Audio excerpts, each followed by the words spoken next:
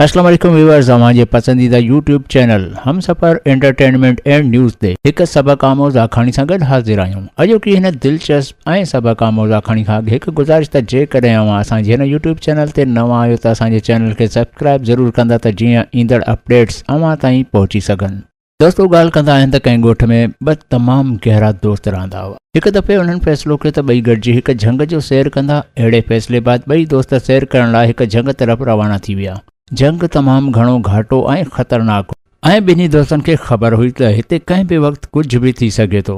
तंहिं करे उन्हनि ॿिन्ही फ़ैसिलो कयो त हिक ॿिए खे कंहिं बि सूरत में अकेलो न छॾींदासीं ऐं हिक ॿिए जी मदद कंदासीं। जॾहिं ॿई दोस्त झंग में दाख़िल थिया त थोरो ई अॻिते हलण खां पोइ ओचितो हिकु वॾो रिछ उन्हनि खे ॾिसी उन्हनि ॾांहुं डोड़ण लॻो। रिछ खे पाण ॾांहुं ईंदो ॾिसी ॿई दोस्त डिॼी विया ऐं उन दौरान हिकु दोस्त ॿिए दोस्त जी मदद जी परवाह करण बिना ई पंहिंजे गहरे दोस्त खे छॾे पंहिंजो पाण खे बचाइण लाइ फौरन हिकु डिघे वण ते चढ़ी वियो। पर ॿिए दोस्त खे वण ते चढ़ण जो तरीक़ो न अचण करे हू पंहिंजूं अखियूं ऐं साह बंदि करे ज़मीन ते ईअं लेटी पियो ॼण हू मरी चुको हुजे, छो त हुन कंहिंखां ॿुधो हो त रिछ मुअल माण्हू खे नाहे खाईंदो। रिछ उन जे वेझो आयो ऐं उन जे कननि ऐं मथे खे सूंघी रिछ सोचियो त शायदि हू मरी वियो आहे, तंहिं करे इहो खेसि छॾे करे हलियो वियो। जॾहिं रिछ नज़र खां परे थी वियो तॾहिं वण ते चढ़ण वारो दोस्त हेठि लही आयो ऐं पंहिंजे दोस्त खां पुछण लॻो त रिछ तोखे कन में छा चयो। तंहिं ते ॿिए दोस्त जवाबु ॾिनो, रिछ मूंखे ख़बरदार कयो आहे त अहिड़नि दोस्तनि सां न रहिजे जेके ख़तरे जी हालत में पंहिंजे दोस्त खे अकेलो छॾे वञनि। जी हा व्यूअर्स, हीअ कहाणी असांखे सेखारे थी त दोस्त उहे न आहिनि हूंदा जेके रुॻो पंहिंजे फ़ाइदनि लाइ गॾु रहनि था,